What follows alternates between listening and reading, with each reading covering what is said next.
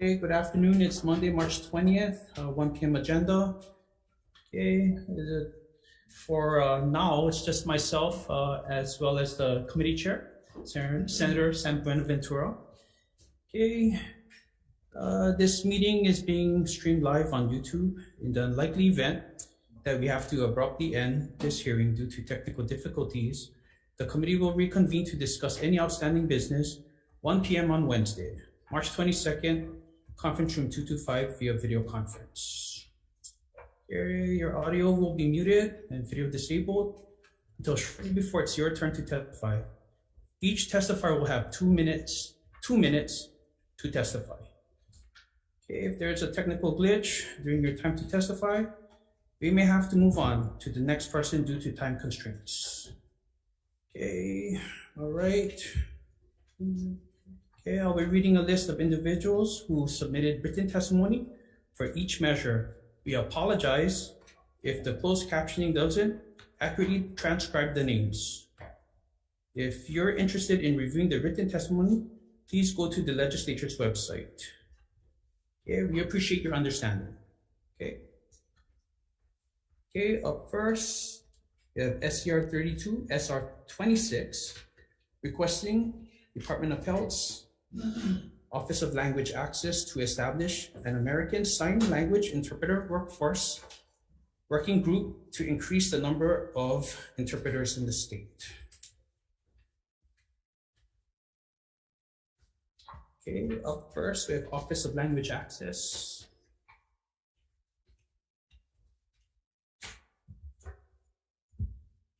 Good afternoon, Chair. Good afternoon, Vice Chair. I'm Executive Director for the Office of Language Access. We stand on our written testimonies offering comment on this measure. Specifically, we recommend that DCAP to be the one who leading this working group, and we would like to remain as the member of this working group. I would like to note that because the language access under Hawaii language access law, under Chapter 321C, when we talk about language access in this context, we refer to provide person with limited English proficiency with meaningful access, which is derived from the Title VI of Hawaii Act 1964 that prohibits discrimination based on national origin.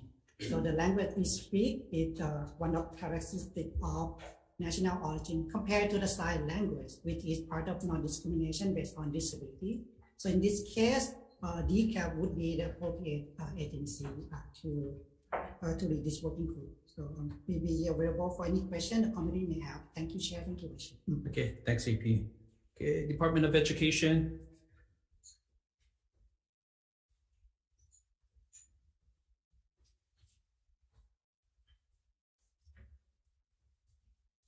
Good afternoon, Chair, Vice Chair. Annie Kalama, Office of Student Support Services Assistant Superintendent, offering testimony on behalf of the department. We stand on our written testimony and support. We're happy to work with whatever our lead agency it is. Okay, thank you very much. Okay, up next you have DCAP. Okay, and support. Okay, Hawaii Disability Rights Center. Okay. Also in support, ZZ Zhang. I think that's Angela. Oh, Angela. Okay. You can stand on your written testimony if you'd like. I'll testify. Oh, okay. Okay. Please proceed. Aloha, Chair, Vice Chair. Angela Melody Young testifying on behalf of CARES. Thank you for your patience. I am just gonna pull up the documents. Okay. So ASL is not a building block for a language. It is a language itself. It is a visual language, and there's a great need for ASL professionals to assist the blind and disabled community. So the Department of Justice defines a qualified interpreter as someone who is able to interpret effectively, accurately, and impartially. Both receptively and expressively, using any necessary specialized vocabulary. And as an agency of the U.S. Department of Education's Office of Special Education Programs, the National Deaf Center on Post-Secondary Outcomes examines ASL interpreters in the post-secondary or college environment. And so the report is that disability services professionals in the post-secondary environments are experiencing challenges within the industry because of poor compensation, inconsistent scheduling, and lack of technological support during remote interpreting work. And interpreters have also said that they value the nature of working with disabled people, and there just needs to be more motivation to support interpreters. Thank you. Okay, thank you very much. Okay, committee, we also have Jackie Emmer.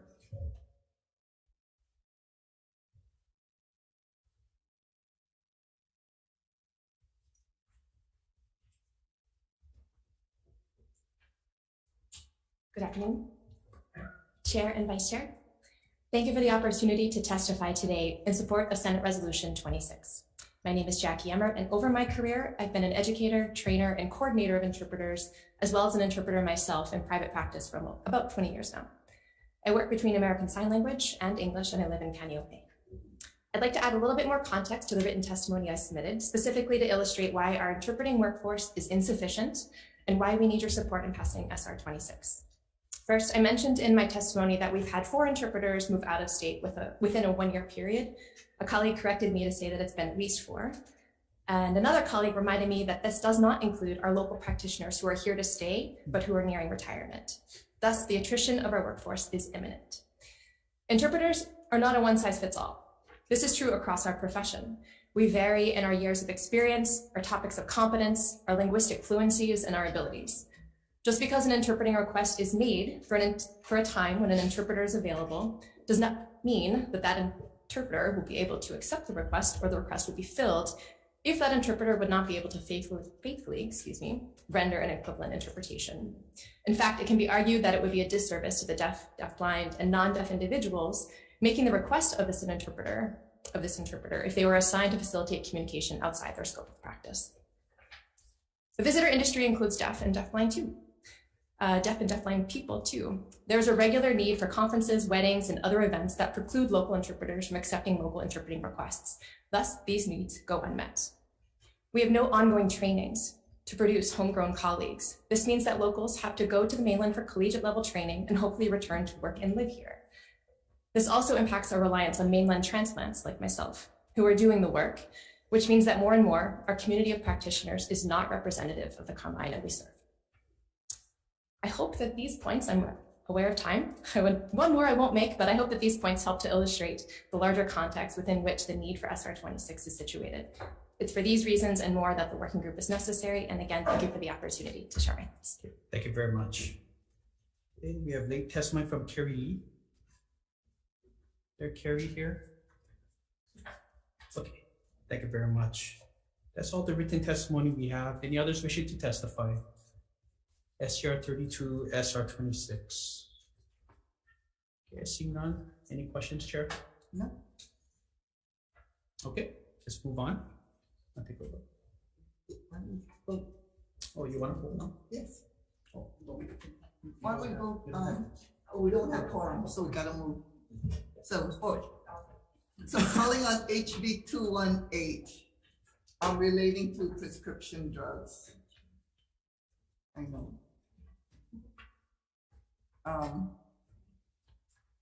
First up, we have Board of Pharmacy. Okay, I'm providing comments. Department of Human Services. Providing comments, please proceed. Aloha Chair, Vice Chair. My name is Leah Diaz here on behalf of the Department of Human Services, standing on our testimony with comments. I'll be here for questions. Thank you. Thank you very much. Next, we have National Federation of the Blind of Hawaii, James Gashel.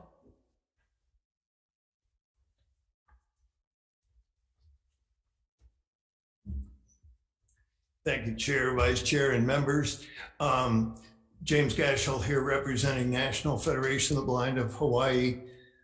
So this committee passed this bill in the form of SB 608 back in February.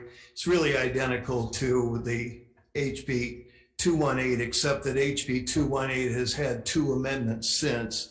The HD1 amendment added 2 years to the time when the Board of Pharmacy would have to make regulations, and the HD2 amendment exempted small pharmacies. We disagree with both of those amendments. Hope you do too. And National Federation of the Blind of Hawaii sent in some amendments that you might consider. It's very reasonable. This would restore the time for the Board of Pharmacy to make rules at the end of December. That's really 6 months or 7 months or so after the bill is enacted. It's not rocket science to make these rules. Our amendment also would give pharmacies up to a year to comply after the rules are made. So that's really 18 months after signing. That's quite a generous amount of time. And then in addition, small pharmacies up to another year to comply. It wouldn't permanently exempt small pharmacies. That's a difference. So we hope you consider those amendments, and mahalo for having the hearing. Okay, thank you very much. Okay, next up we have Tabitha Mitchell, National Organization of Parents of Blind Children in Support.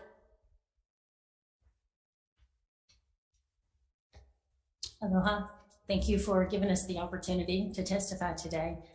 I serve parents across Hawaii and all the different islands in supporting their blind kids. So we need the microphone closer to you. Oh, sorry. Is that better?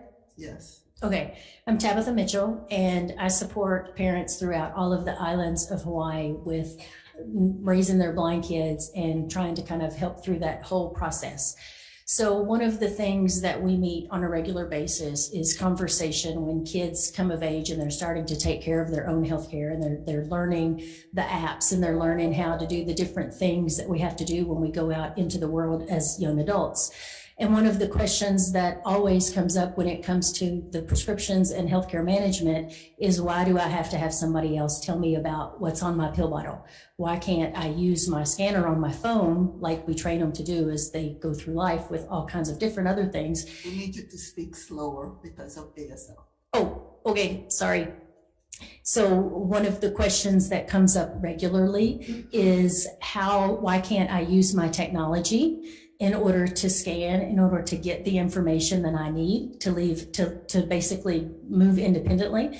These kids are trained, like as they go through school, on how to use the different technological platforms and how to access data so that they can lead independent lives, so they can participate in school, so they can do the everyday type of activities. And as parents, it's hard for us to say to the kids, well, because there's no system in place. They say, well, we go to conferences all the time and we see the technology. We know that it's out there. I've tried it. I've used it with my phone. Why can't I get that at my pharmacy? So the technology is out there. It's not a heavy lift. And we're just asking that you guys consider the bill, and so we can move that forward so that we can give these kids the opportunity to live the independent lives that they know is possible. Thank you. Okay, we have Board of Pharmacy on Zoom. Board of Pharmacy, are you present? Yes, Chair, I'm here. I just want, can you hear me? Yes, please identify yourself. I'm James Gizuski, Executive Officer of the Board of Pharmacy. I apologize for not being there in person, but I'm just here to let you know that we stand on our written testimony and are available for questions. Okay, thank you very much. Next, we have Donald Sakamoto, National Federation of the Blind in Support. Next, we have Hawaii Disability Rights Center, Louis Urchuk in support. Clifford Miyashiro of Ho'opono in support. Hawaii Pharmacists Association, Corey Sanders in opposition. and 7 other individuals in support. Anybody else wishing to testify on HB 218? Okay, please. It's okay, we'll wait for you. Good. All right. Good afternoon. My name is Emery Mitchell Butler, and I'm a blind high school student. I just wanted to point out that this bill it puts in something that's not nice to have. It's necessary medical information, and you wouldn't question anybody that wanted to have when they should take their medication and how much they should take each time, the dosage information. That is critical medical information, and in some cases it could be life or death. I do not want to, nor can I always, rely on another individual, like a sighted individual, to tell me what medicine I have in my hand and how much I should be taking and when I should be taking it. I have medical privacy awarded to me by HIPAA, but that only applies to medical professionals. But I'm given medical privacy at the age of 14, and I'm working on figuring out how all of this stuff works, as Tabitha Mitchell said. But I still cannot have complete medical privacy and independence just because I can't read my medications and I don't know which ones they are.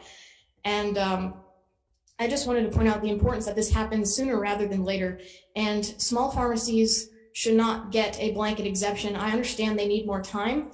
And the amendments put forth by the National Federation of the Blind of Hawaii are very reasonable and very necessary, because these small pharmacies are critical community resources, and I need to be able to access them too, because say they're compounding pharmacies and they will be making the medication that I need that I can't get at a pharmacy that only sells commercially available medications.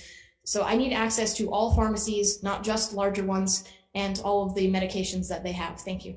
Thank you very much. Okay, anybody else wishing to testify on HB 218? Okay, come on out, Eleanor. Hello, my name is Eleanor McDowell. I'm a retired state employee.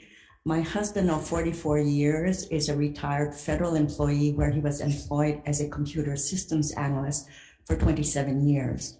He is also deaf and blind. He tries to be as independent as possible, and it's really important for him to be able to identify the 16 different medications that he takes. He's 81 years old, but he's very independent. I contacted CVS because I learned at a former hearing that CVS had the ability to provide labels in Braille. I contacted CVS and I understood from them that their machine was broken and they are unable to provide Braille labels. Unlike other people who have some hearing, Rod would not be able to understand which prescription bottle is for specific stuff with these fancy gadgets. So he does need just low-tech Braille capability. And I would hope that this law can be passed to help everyone be more independent. Thank you very much. Okay, thank you very much. Okay, anybody else wishing to testify on HB 218? So Angela? No, you're the only one who raised her hand. I don't know what this sign language. Oh. I thought they were going to testify. No, they are. Oh, okay. They are clapping. Oh, they're clapping. Yes. Okay. So please identify yourself. I am also learning a little bit of ASL. You know, yes. Everyone has different languages. That's why we need to respect each other. Yes. Oh, thank you, Chair. I'm Angela and Vice Chair in the Health Committee, Angela Melody Young, testifying on behalf of CARES. So I would like to we're providing comments that according to the Hawaii Civil Rights Commission and the Disability and Communication Access Board, the manual that says access to healthcare, your right to a sign language interpreter. It explains the disabled people's rights. And so it says by law, by state and federal law, healthcare providers are required to provide accommodations. And this is implemented from the Federal Act, the Americans with Disabilities Act. So it is reasonable to conclude that there can be implementation by legislation for prescription bottles to have Braille on it or some sort of technology to help disabled people with accessing necessary medicine. Thank you for the opportunity to testify. Thank you very much. Anybody else wishing to testify on HB 218? Members, any questions? Okay, so I have a question of James Skazuski, not Board of Pharmacy. Yes, Chair, I'm here. Okay, so you heard from the deafblind task force people that they believe all you need is an extra year for the small pharmacies to be able to provide either the technology or the Braille type of labeling for the medication. What's your response to that? I would say that the rules adoption process is going to be quite extensive, and it's going to be very hard pressed to complete it by the end of the year. If the bill is passed, of course, we will do our utmost to make those deadlines.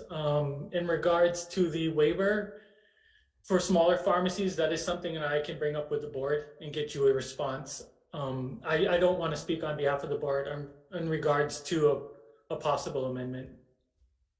Okay, so do you know how much, when we heard this through the Senate before, they showed us, I think Walmart was here, and they showed us a really easy way that the prescription bottles was read technologically. Do you know how much having that kind of labeling for the medication would cost? No, and that's part of the process that we asked for an extension of time so that the board can do their research before making rules about a possible change like this. They want to be able to speak with the service providers, speak with different service providers, and learn as much as they can about the technology. Okay. Okay, thank you very much. Anybody else wishing to testify? I mean, any other questions, members, when the questions part? Okay, seeing none, we're moving on. So next up, HB 834.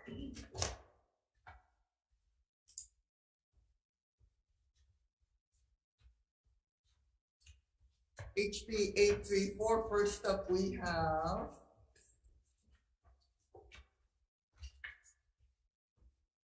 recognizes American Sign Language as a fully developed autonomous natural language.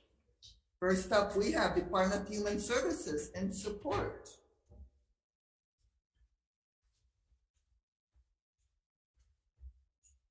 Good afternoon, Chair, Vice Chair, members of the committee.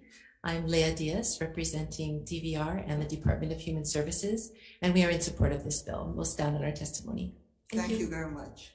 Next up, we have DCAB in support, Kirby Shaw, Hawaii Civil Rights Commission, Marcus Kawatachi in support, Louis Urchet, Hawaii Disability Rights Center in support, Pono Tokioka, Aloha State Association of the Deaf in support, Ed Chevy in support. Is Ed present?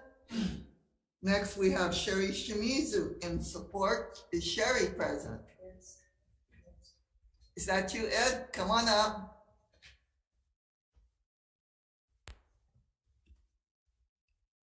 Yes, I can see you. Yes, thank you. Oh, okay, we'll listen to her.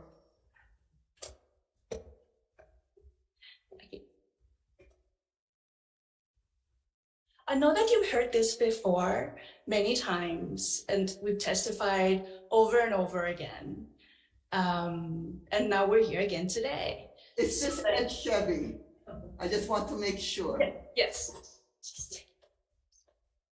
Yes, this is me. I can see you. Okay, perfect. And can everyone see me that's here? Ed Chevy's asking. Okay, because we know how important communication is. It's such an important part of our world today. So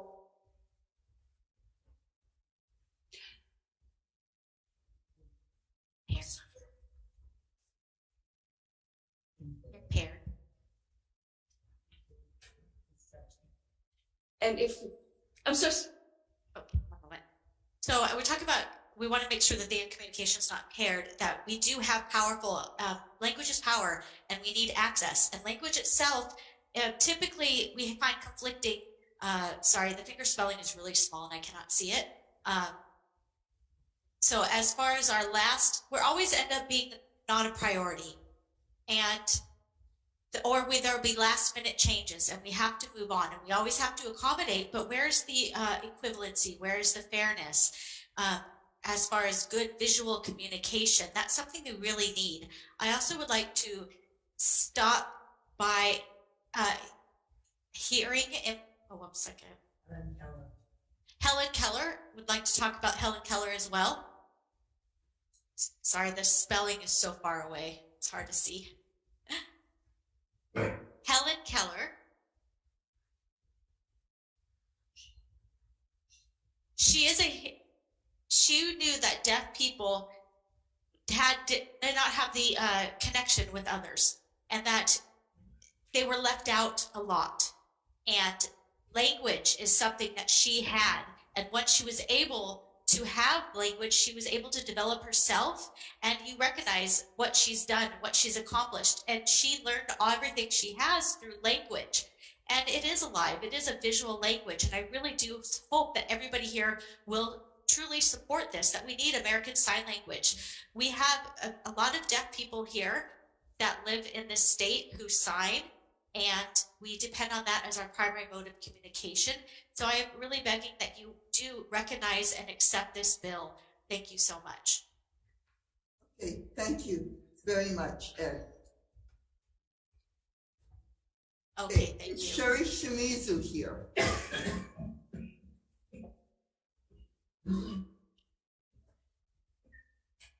Yes, I'm here.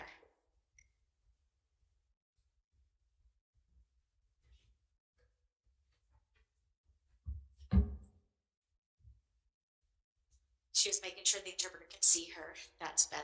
Oh yes, thank you for the pan in. Okay, my name is Sherry Shimizu, and I am here to express what my thoughts are in support of this bill today, HB 834, and the one that we heard earlier this morning.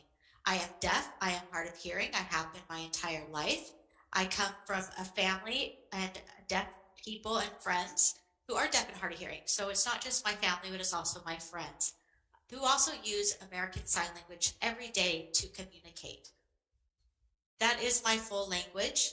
And I'm here using American Sign Language with you, but you are unable to understand it and have to depend on a sign language interpreter's voice. If you were able to learn sign language, you could communicate with me directly, and you would not have to plan for requesting an interpreter. In Hawaii, ASL, it needs to be recognized. It is a world language, and deaf in general, we have a deaf school where language is required. It's ACT 132, the law of Hawaii year was 2016. And I also want to add that people think that sign language means that you will not speak or that could be delayed, and that's not the case, because people, once children have their primary mode of communication, they can develop other skills as well. So please, please pass this bill on the state level, and it's similar with other states on the mainland who have already recognized American Sign Language as a formal and official language. We need that here in the state of Hawaii. Many mahalos. Okay, thank you very much. Okay, next we have Fanny Ye. Fanny, come on up.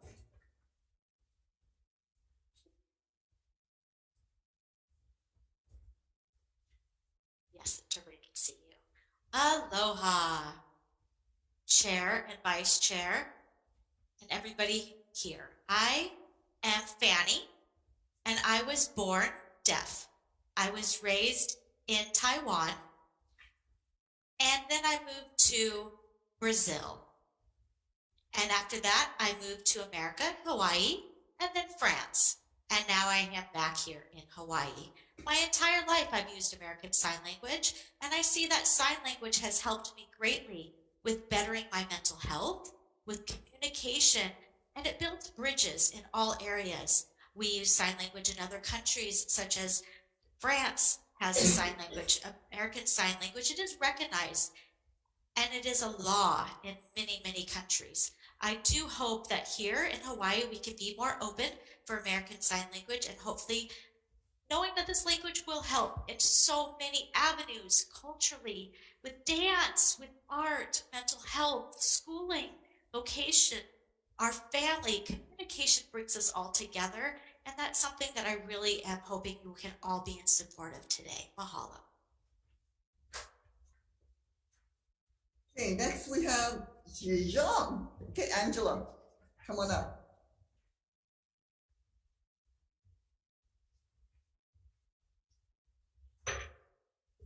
Aloha, Chair, Vice Chair, and the Health Committee. Angela Melody Young testifying in strong support.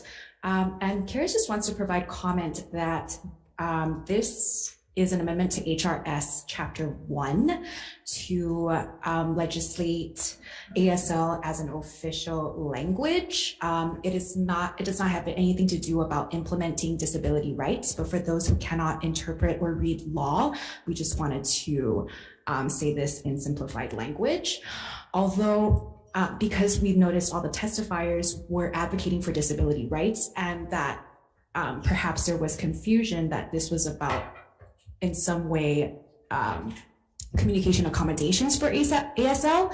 It is not. It is amending something in Chapter HRS 1. So, but because of all the testifiers, and also because of the House Committee Culture, Arts, and International Affairs Chair noted, codifying recognition of ASL would advance the public's understanding. You need to talk slower for the ASL. Okay, so because the testifiers were, advocating for disability rights, and because of the House Committee Culture, Arts, and International Affairs Chair noted, codifying recognition of ASL would advance the public's understanding of it. CARES would like to proceed to explain a little bit about the ADA. So the ADA is a set of federal provisions for disability rights, and it sets the parameters, but each state and local government then customizes their own laws in accordance to the ADA. And because the state is sensitive to disabled citizens and access and equity, it is good that it is, defining this in Chapter 1. Thank you for the opportunity to testify. Thank you, Melody. Okay, we have 9 other individuals in support of HB 834. Members, any questions? Okay, seeing none, nobody else on Zoom. Okay, we're moving on. HB 870, relating to Neighbor Island's Blind and Visually Impaired Service Pilot Program. First up, we have DCAV in support. Next, we have Department of Human Services providing comments.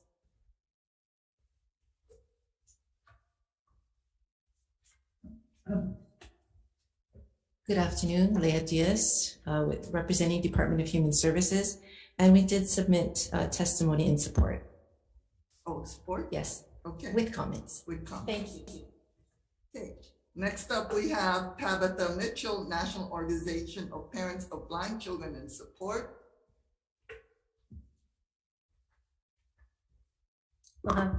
I'm Tabitha Mitchell, and I work with the National Organization of Parents of Blind Children in a volunteer capacity, where I help support the parents throughout all of the Hawaiian Islands and their blind children. And one of the things that comes up very frequently is how there is very little support for the children that are outside of their IEP and birth. And so there's like this black hole, I guess you would say, of services where parents don't have a lot of support and they don't really know what to do. And so that's why this pilot program is a really great idea, because it will give blind people the opportunity to provide some of that support that is really necessary. And what we find as we work with parents throughout the different islands, that the only time and the largest part of support that they get is through their individualized education program. And so there's just a whole lot of instances where they need support on a day-to-day basis. And I feel like this pilot program would be a tremendous opportunity to fill those holes. Okay, thank you very much. Okay, next up we have James Gashel, National Federation of the Blind of Hawaii, in support.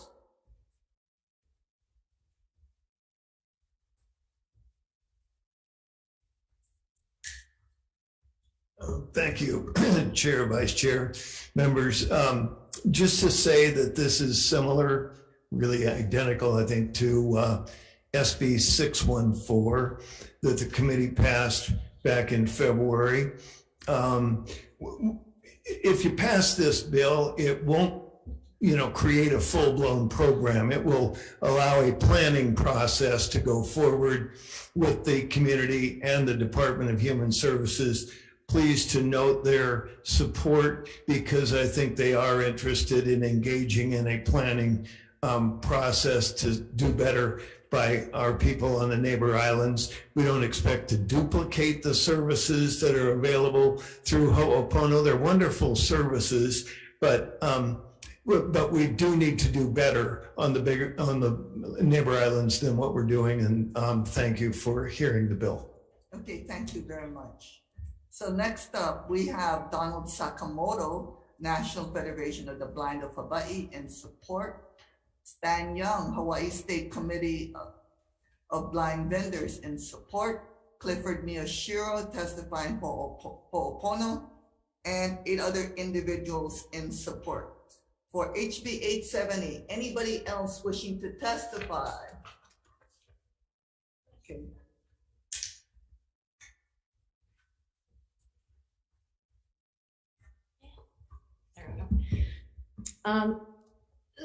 Scoot.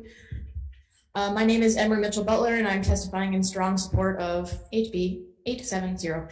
I just actually this morning got back from an orientation and mobility lesson. I'm extremely fortunate, and this might sound weird, I'm extremely fortunate to have gone blind before I was born. So I received and continue to receive orientation and mobility training through my individualized education program. And what this looks like is orientation. Where am I? And mobility. How do I get to where I need to go? So that's how I use my cane. That's learning to ride the bus, which I'm doing right now since I will never be able to drive. And just all the skills that come along with getting places independently. And I received these through my individualized education program, but if I was an adult and if I needed to do something outside of school, I would have to go through vocational rehabilitation or somewhere else. And especially on the neighbor islands where they don't have Ho'opono, it's incredibly important that they get these services so that every blind adult can be independent, can get to their job, can get to their family, wherever they need to go and whatever they need to learn to do. So it's important that they have these services in whatever capacity they need to exist. So this pilot program will definitely help, and it needs to exist. Thank you for the opportunity to testify. Okay, thank you very much. Okay, anybody else wishing to testify on HB 870? I see Angela Young, come on up.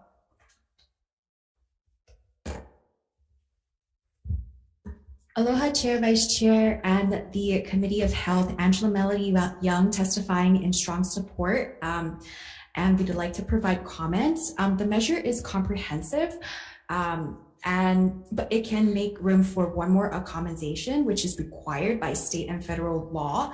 I don't see it outlined here in the measure, so it's something I mentioned before in my previous testimony.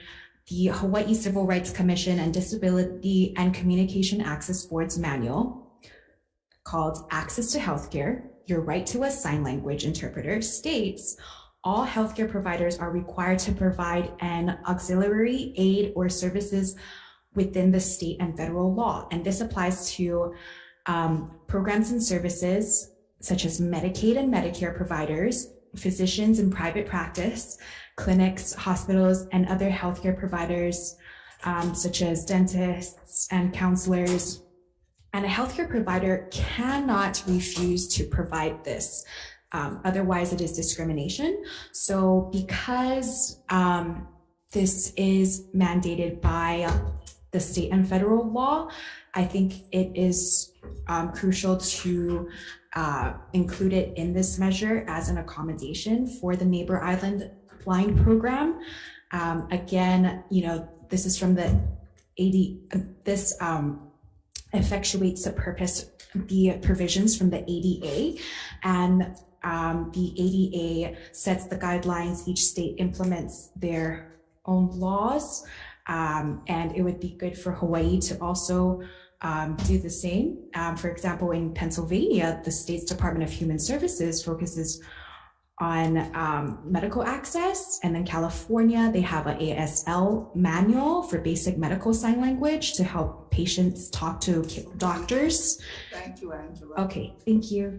Okay, thank you very much. So we are done with the deafblind task force bills. So we are going to go into decision-making for the resolution and the deafblind task force bill so we can excuse them before we move on to the rest of the agenda. And we have quorum now, so maybe we have the vote sheets. So why don't we do a short recess for decision-making?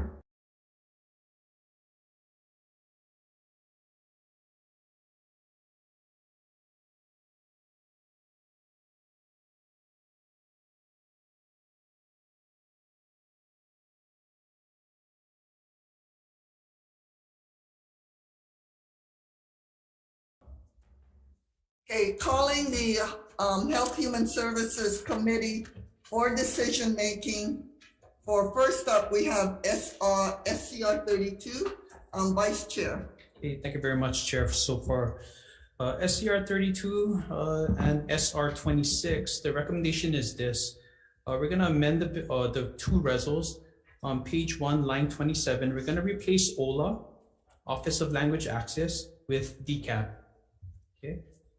Also on page 3, lines 4 to 10, it would add Department of Health, who need to submit the working group report to the legislature. And we're going to also delete the need to send certified copies to the Senate President and the House Speaker should these resolutions pass. Any questions or concerns, colleagues? Seeing none, Chair. Okay. So for SCR 32 and SR 26, Vice Chair's recommendation is to pass with amendments. Vice Chair? Aye. Okay.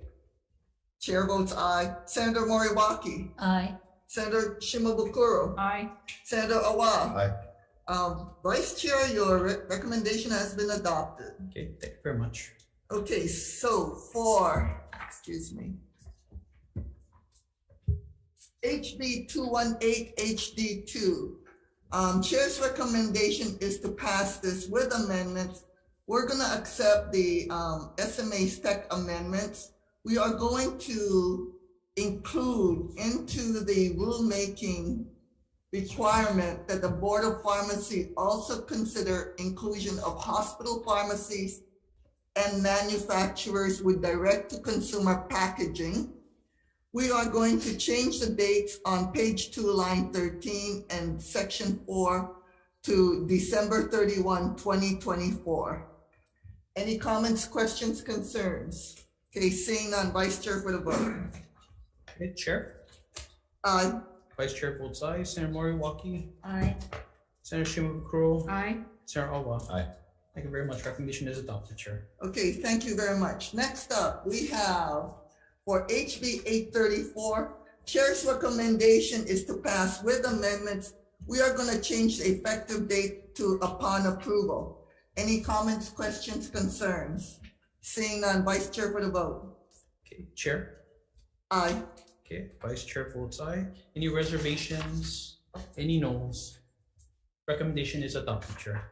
Okay, so for HB 870, Chair's recommendation is to pass with amendments. We are going to change the effective date to June 30, have a different effective date, defective date to June 30, 2050 to ensure that no other errors exist. We're gonna note in the committee report, Department of Human Services request of $100,000 appropriation for the pilot program and a full-time employee at a $93,000 salary. And the request that the pilot program start 6 months to 1 year from the effective date of the act. Any comments, questions, concerns? Yes. With regards to the effective date of pilot program being 6 months to 1 year from the effective date of the act, would you like to include that in the committee report, or would you like to have the bill itself? No, we're just gonna put in the committee report. Thank you for your clarification. Okay, thank you. Any other comments, questions, concerns? Seeing none, Vice Chair for the vote. Okay, thank you very much. All members are present. Any reservations? Any noes? Recommendation is adopted, Chair. And I think that's it. We're gonna move, we're gonna do a short recess to allow everyone else to depart the conference room before we move on.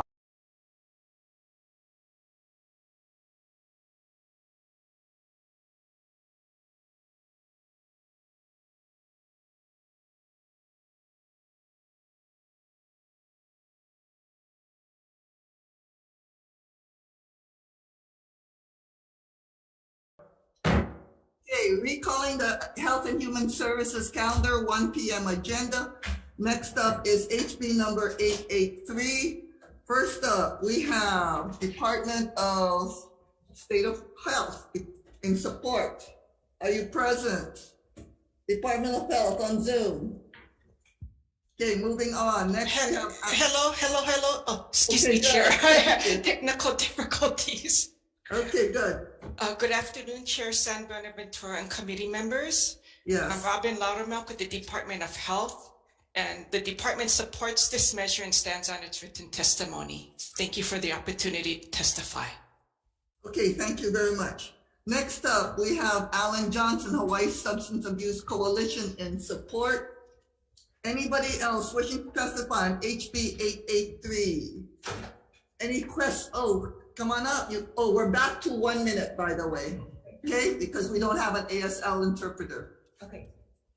Aloha, Chair, Vice Chair, and the Health Committee. Angela Melody Young testifying on behalf of CARES in support.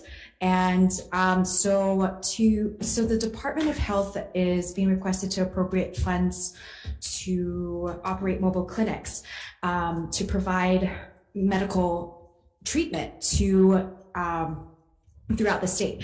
And because crisis outreach response engagement has been a very good initiative from the city, and during the budget hearing last week, the city council has appropriated $1 million. They're upgrading the fleet, I think going to 50 staff members, and we can see that the effectiveness of these sorts of mobile outreach clinics help a lot of people.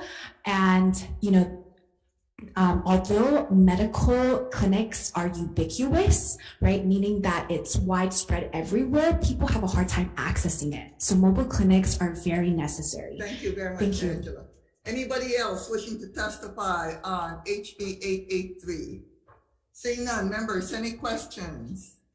Okay, I have a question. Department of Health, are you available? Yes, I am, Chair. Okay, so as the last testifier had pointed out, we had a core program here in Honolulu. We have various types of mobile clinics already in various counties. What do you foresee is the Department of Health, the state presence going to be? Is it to support the existing programs, or are you folks going to stand up your own? This would be our own program, and it's specifically for medicated treatment by opioid treatment providers. So there's very specific requirements in order to provide the types of services. So it will be different than the other mobile clinics out there. Okay, so the bill itself doesn't say it's specific for opioid, right? It just says mobile health clinics. Yes. Okay, but when you see it as providing medication assisted treatment, you see it as opioid? Yes, strictly for opioid treatment as it's needed. And you see that as a whole in what the county is not providing right now? Yes. Okay, any other questions? Okay, thank you very much. Oh, thank you. Okay, moving on. Next up, we have HB 1263, Hawaii Able Savings Program. I see Shay Silver, Hawaii Council on Developmental Disabilities in support. Thank you very much. Next, we have Department of Health, Carolyn Cadival. I'll stand our adjustment responsibly. Thank you. Thank you very much. Next, Department of Budget and Finance providing comments. Next, we have DCAB in support. Next, Louis Urchuk, Hawaii Disability Rights Center in support. Next, we have Kylie Swan. Hi, Kylie. Please proceed. Hello. 1 minute. Can you hear me fine? Yes, we can hear you. Okay, I'm standing on written testimony support. I have any available question you may have. Thank you. Thank you very much. Okay, anybody else wishing to testify on HB 1263? Okay, you have 1 minute, Angela. Aloha, Chair, Vice Chair, and the Health Committee. Angela Melody Young testifying on behalf of CARES. It is good to support the ABLE's savings program and ABLE, or Achieving a Better Life Experience. Act of 2014 allows the states to create tax advantage savings programs for eligible people with disabilities.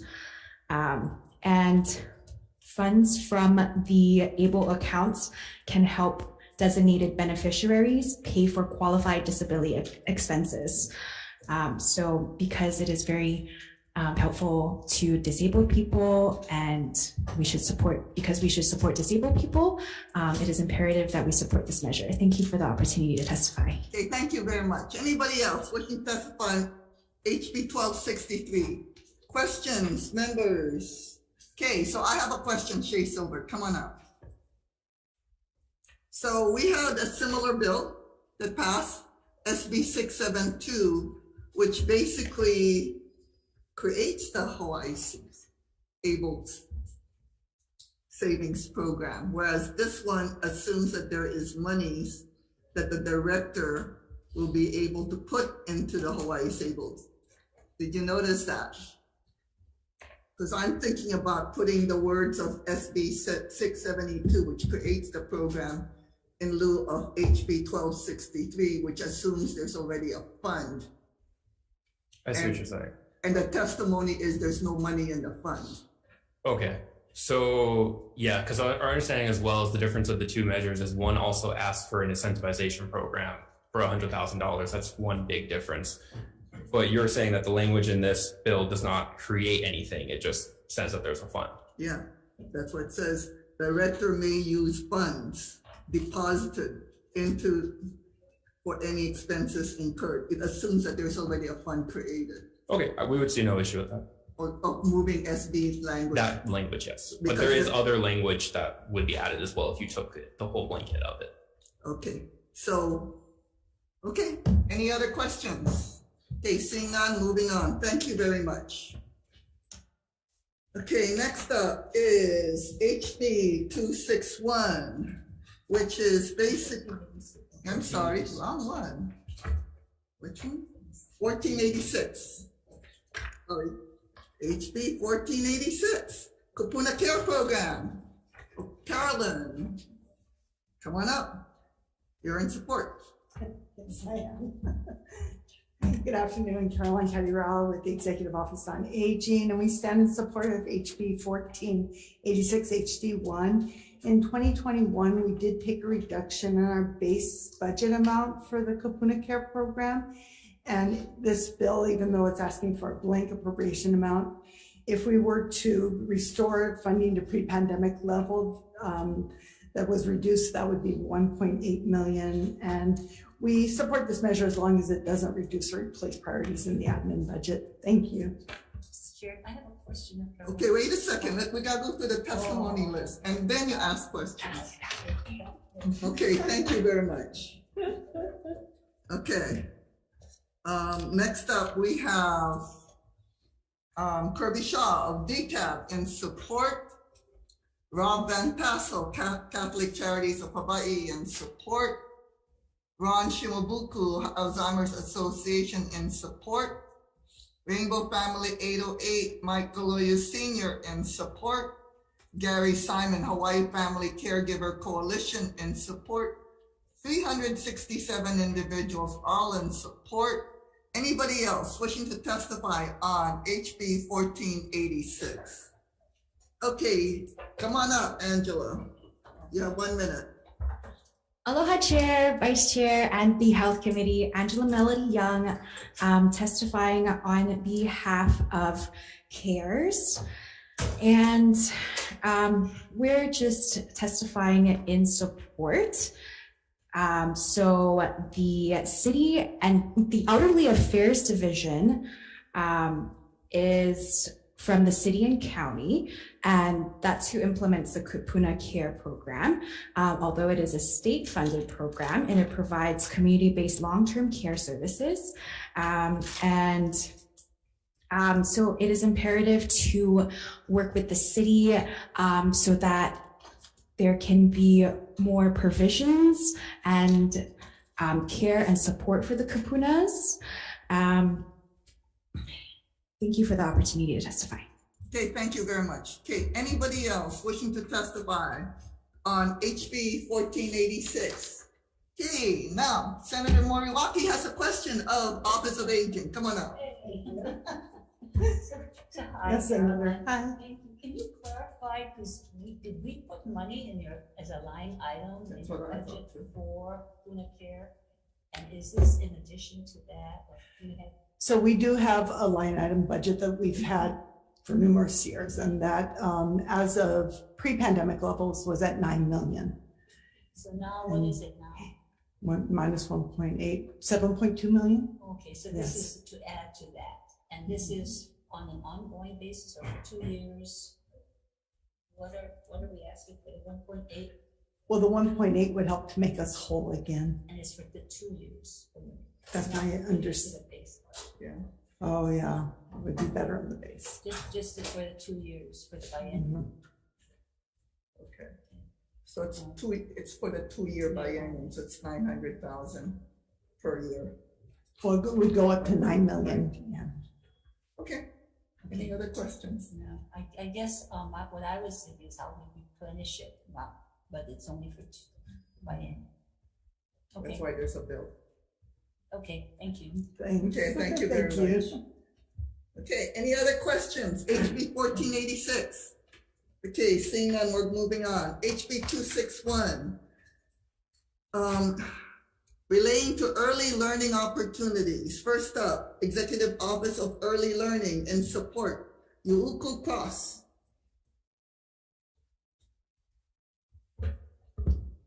Hi, Chair, Vice Chair, and committee members. I'm Yuko Ariko Cross, Director of the Executive Office on Early Learning. We stand on our written testimony and support the intent. Thank you. Okay, thank you very much. Next, we have Early Learning Board in support, Robert Peters. Next, we have Department of Human Services providing comments. Good afternoon, Chair, Vice Chair, and members. Scott Morishiga, Administrator of the Benefit Employment and Support Services Division, on behalf of DHS and our Director. I stand in our testimony offering comments, requesting clarification on a few items and supporting the intent of the measure. I also want to note that we request an amendment on in Section 2, page 3 at lines 1 to 3. to clarify the types of licensed and registered childcare settings that the accreditation program would be available to. In addition, if the measure proceeds, we would need additional time to develop standards, policies, make system modifications, and so on. So we respectfully request an effective date of January 31, 2024 or later. Thank you. Okay.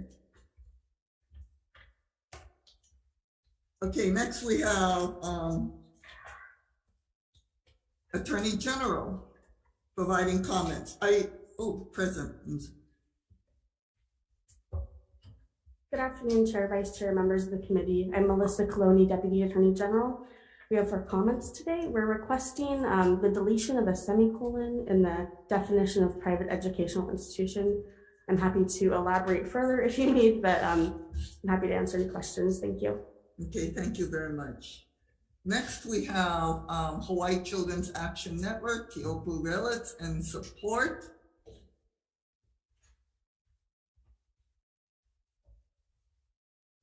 Aloha, Chair, Vice Chair, members of the committee. Keopu Relis, Director of Early Learning and Health Policy with HCAN Speaks. You have our testimony. I'll stand on that in strong support. I did want to mention a couple of things. We are asking for the dates of that we're pushing back the when accreditation is required for POD to be reinstated. Those have generally been agreed upon within the community to give a little bit more time. Right now, if it doesn't change, then unaccredited providers that serve preschool open doors families will have just a year and a half to complete or to start accreditation. Here for any questions. Thank you very much. Okay, thank you very much. Next is Early Childhood Action Strategy and Support, Vivian Eto. Good afternoon, Chair, Vice Chair, and members of the committee. My name is Vivian Eto. I'm here on behalf of Early Childhood Action Strategy in support of this measure. You have our written testimony. I just wanted to take a moment to emphasize how important the financial aid and technical assistance and the extended deadlines are for our preschool providers to meet the accreditation requirement. Without that kind of support, we really risk undermining our supply and actually losing accessibility for families in terms of preschool opportunities. So thank you very much for the opportunity to testify, and I'm here for any questions. Okay, thank you very much. Next, we have Stonewall Caucus of the Democratic Party of Hawaii, Michael Galoyo Jr. in support. Michael, are you on Zoom, Chair? No, he's not. Okay. Next, we have Ryan Kusumoto, Parents and Children Together in support. Mike Galoyo Sr., Rainbow Family 808 in support. Malaya Suchia in support. Terry Locke in support. Come on up.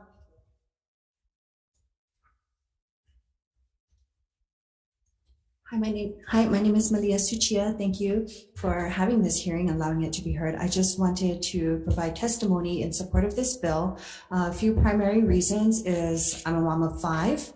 I'm a preschool teacher. I'm a family childcare provider. I've been through the accreditation process personally, as well as assisting providers and childcare centers to go through it. It's very complicated. It's time consuming. The timeline, just going through any UIC, you're looking at least 1 year out until they can actually see you.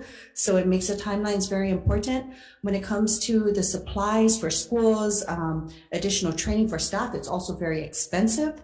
The preschools are barely making money as is right now, so they really would need the money to fund it.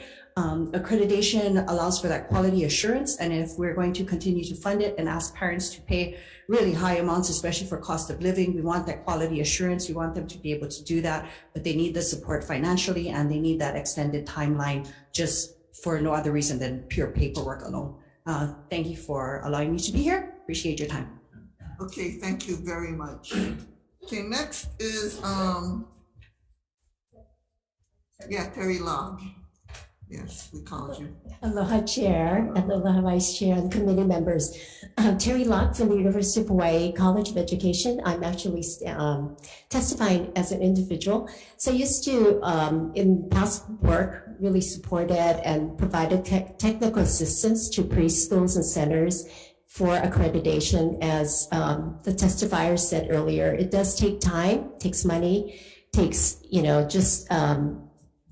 takes time, money, and also technical help. So I really am in support of this this program. Want to give the Department of Human Services the opportunity to have a little bit more time to give them in order to develop the process and paperwork. And so thank you so much for the opportunity to testify. Okay, thank you very much. Next we have Rhea Esteban in support. Rhea? Thank you very much. Next we have Moevanu Jameson in support. Okay, we have 6 other individuals in support, 1 in opposition. I see Angela Young. Anybody else for HB 261? Okay, come on up, Angela. You have 1 minute. Angela Melody Young, testifying on behalf of CARES. Aloha, Chair, Vice Chair, and the Health Committee. So I'm just gonna, it's very simple. Early learning is vital for children, and it prepares them for kindergarten so they can grow up with supportive care during their early childhood stages. And the city just announced their newest department, which is the Early Childhood Education department. And so it is something for consideration for the state to work with the city for this subject matter. Thank you. Thank you very much. Okay, anybody else wishing to testify on HB 261? Questions, members? So I have questions. Scott Morishige, come on up. And I don't know, and I see Joe Campos also and Scott Nakasone here, so they may be able to help you since you just got in. We put in 200 million, right, in various grants last year. Any of that went to the child care centers to help pay for the accreditation? Thank you, Senator. I'm actually going to call on our child care regulation program administrator, Dana Luca and Scott Nakasone, to see if they can assist me. Yeah, we had like CDBG grants and AARP monies. So any of that went towards the accreditation? No. No, It did not go to accreditation. We did make basic grant amounts available for childcare providers. So that they could have used it if they wanted to. They could have used it for that purpose if they wanted to use it. Okay, it wasn't a, so one of the things that intrigued me in your testimony was to make it voluntary until we are able to stabilize the childcare workforce. So why don't you folks have a seat? I'm gonna talk to Keone Willits and Terry Locke also. You folks are in all of my early childhood conferences. So what do you think about DHS? Because this is a huge lift, okay? I don't think we can, even if we pass this year, it won't be effective until 2 years from now because it's a lot of moving parts. What do you think about their request about making accreditation voluntary for now, but have the monies to support the child care centers to provide these scholarships to pay for the accreditation? Yeah. You're in agreement with? Yes, I'm in agreement to that, making it voluntary, but having really the support there so programs can continue to do that. Yes. Okay. Yeah, and then I'll add that in our testimony for HB 961 and SB 1023, there's also a preschool open doors amendment, and in there we've agreed to voluntary. One of the things that we had suggested is maybe making it legislative intent that there be tiered reimbursements, so there's still the incentive. But I mean, at the end of the day, I think their point is well made. Like, it's going to take a while to get all the schools accredited. It is. Okay, one other thing is, as you pointed out, there's another bill, the preschool open doors one. What do you folks think? And I know Lieutenant Governor Luke, it's gonna be her priority. Basically, like working with her to, I guess, sort of combine these two bills so that we have a lump sum of money to find out the various supports and require DHS to come up with the rules as to the grant making. Is that a possibility? Yeah, I would agree to that. I think there needs to be a coordinated plan around this. And I know that all of those bills are interrelated. Yes. Okay, so no one is in disagreement with that kind of approach. I see them shaking their head. They're not in disagreement. You're not in disagreement because we all want to support the KK, right? Yeah. Okay, thank you very much. Okay, any other questions based upon that? Okay, seeing none, we're gonna move on. HB 622, is that where we're on now? Okay, HB 622. First up, we have Department of Human Services and Support.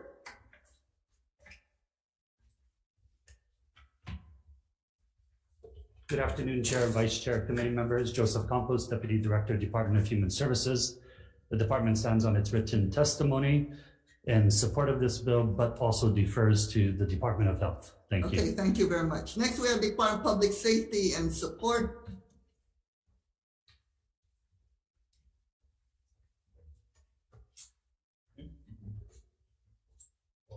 Good afternoon, Chair, Vice Chair, members of the committee.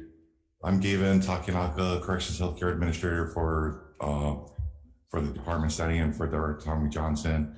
The department stands on its written testimony in support of this measure. Okay, thank you very much. Next, we have Department of Health, Dr. Fink in opposition. Aloha, Chair, committee members, Lauren Kim, Planning and Policy Officer for DOH. The department opposes this, but we're opposing it to make a point that it's insufficient to just institutionalize this task force that has submitted a report of its findings that's now going on 5 years. We were having a discussion with a chamber of the legislature that is not the Senate, who said that they wanted to do something about suicide, and we said putting this in statute isn't going to do much.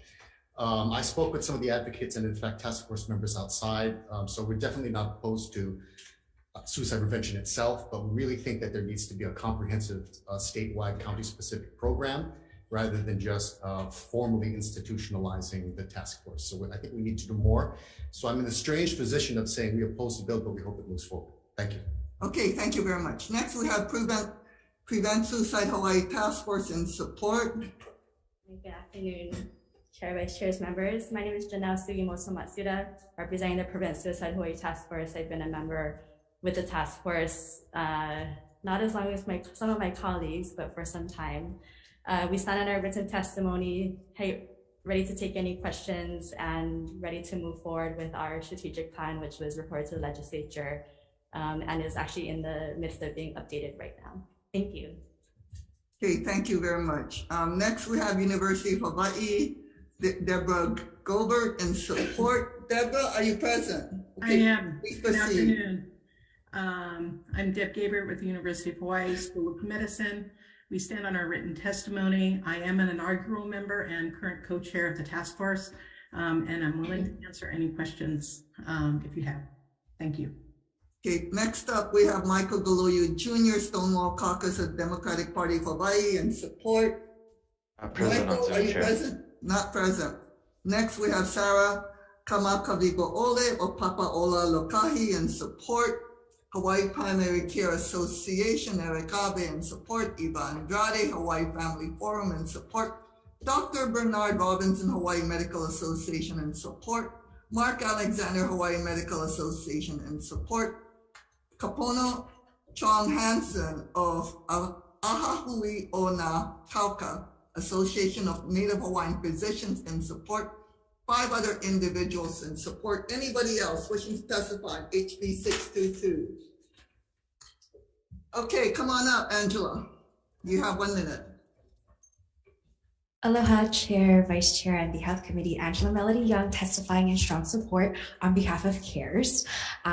CARES would like to provide comments that perhaps there can be consideration for studying bullying and how it leads to suicide. It is something the CDC provides comments on, that bullying and suicide are interconnected subject matters.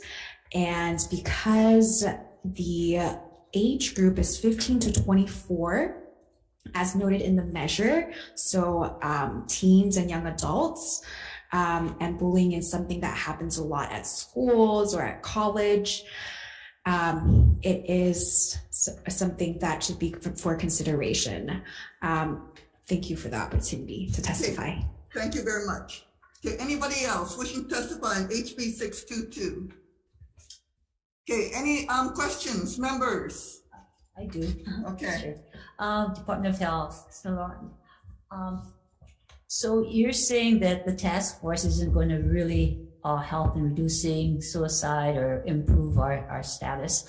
What in the bill can we do? You say you have only one coordinator, so what is happening in the department? Well, I don't want to give the impression that the task force has no value. It certainly does. I just think it's insufficient. And I don't think the department doesn't think this is doing something about suicide prevention. We were talking with the advocates outside about maybe coming back next year and defining what a program is, taking some of the recommendations of the strategic plan, putting it in section 321 and making it quote unquote real program with definitions and objectives. We're not quite ready for that yet. So you don't have anything right now in terms of what you could be doing in the interim to get there? Other than the task force? Dr. Dan Galanis, who maybe can provide some, he's the subject matter expert on the suicide prevention task force from the Department of Health, as well as Janelle might be able to fill in some of the blanks. But we certainly can work towards a measure next year that puts some meat on the bones of this. Again, we're going on 5 years since the report was submitted, and I think we really need to take action. Every time we hear a story about an adolescent suicide, it's just heartbreaking. To have a 9-year-old or an 11-year-old commit suicide is just unacceptable. So, we kicked around some ideas about having neighbor island coordinators because all neighbor islands are different. That's automatically 3 or so FTE. But it's probably premature to be talking about an amendment in this measure that would have an appropriation. There are some representatives, some stakeholders who are not on the working group that we should consider, like sexual and gender minorities. They don't have a straightforward voice on the committee. So like I said, I'm in a weird position of opposing because it's not enough, but not wanting the bill to stop. So is there anything that can be put into the task force group to work on in the interim so that you do come back with something that's more updated, action oriented? Yeah, that's what they're supposed to do. Yeah, they're doing it already. Yeah, so they put in a report, but I actually am suggesting that you actually implement. Yes, yeah, something that the legislature understands more straightforwardly is actual statute. Yeah. So, thank you. Okay, any other questions, members? Okay, seeing none, we're moving on. Okay, and I want to remind members, we also have a joint hearing following this. So HB 950, relating to assisted community treatment orders. First up, Hawaii State Council on Mental Health and Support. Next up, Hawaii Behavioral Health Administration providing comments, Hawaii State Department of Health. This is part of things on the student testimony with comments. Okay, next we have HB 950, one other individual in support. Nobody else having to, okay, you have 1 minute, Angela. Aloha, Chair, Vice Chair, and the Health Committee, Angela Melody Young, testifying in strong support.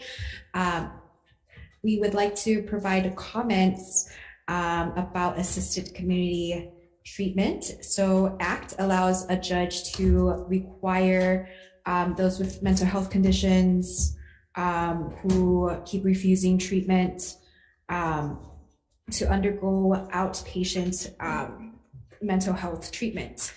And usually an ACT petition is for those who perhaps may be suffering from severe illnesses and can't make informed decisions about their care or about their care. So if family court finds by clear and convincing evidence that the beneficial mental and physical effects of medication outweighs the detrimental mental and physical effects outweighs the detrimental mental health and physical health effects, then they can order an ACT. So it is crucial to support this measure. Okay, your time is up, Angela. And like I said, we have a joint hearing. So any questions? Okay, seeing none, do we need to recess for decision making?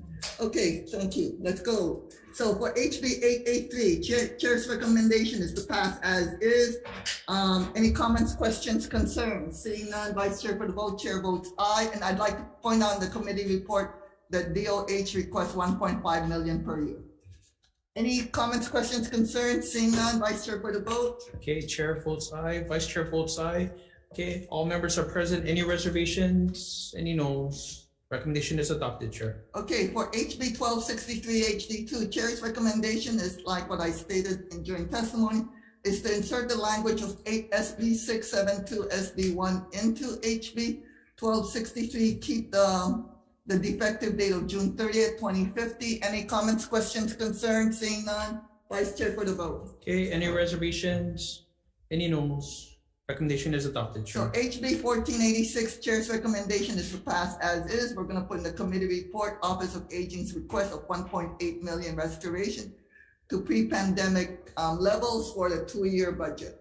Any comments, questions, concerns? Seeing none, Vice Chair for the vote. Okay, all members present. Any reservations? Any noes? Recommendation is adopted. So for HB 261 HD1, this is a moving, we're just going to move this, but it's going to probably morph into something else after conference. I'm just going to let advocates know. Chair's recommendation is to pass with amendments. We're going to accept AG's amendments, DHS amendments that do not contradict AG's. Make a change to 346-81, basically allowing for voluntary accreditation and otherwise put in a June 30, 2050 defective date because moving parts. I'm gonna talk with Lieutenant Governor and the advocates to hopefully get a good bill, but it's not there yet. Any comments, questions, concerns? Seeing none, Vice Chair for the vote. Okay, all members are present. Any reservations? Any noes? No. Okay, thank you very much. Recommendation is adopted. So for HB 622 HD2, I see Department of Health concerns. I'm gonna move this along, but I'm not gonna make the suicide prevention task force permanent. What we're gonna do is we're gonna instead create a working group to implement recommendations of the report and refocus the working group's goals into recognizing the high suicide populations, which include not only Native Hawaiian populations, but also farmers, youth, LGBTQI, veterans, all those populations defined by the CDC as high risk that wasn't covered by this bill. Okay, we're going to require the report be done by 2025. We are going to remove from the task force Department of Health, as well as the chair. Instead, we're going to put the Office of Wellness and Resiliency as the chair. We're going to make the effective date June 30, 2050. And otherwise, any comments, questions, concerns? Seeing none, Vice Chair for the vote. Okay, all members are present. Any reservations? Any noes? Recommendation is adopted. Okay, so for HB 950 HD1, Chair's recommendation is to pass it as is. Pass with a different effective date of June 30, 2050. And we're gonna blank out the extension time period requested. Any comments, questions, concerns? Seeing none, Vice Chair for the vote. Okay, all members are present. Any reservations? Any noes? Recommendation is adopted. We are adjourned. Okay, next door, right? I'll be in after.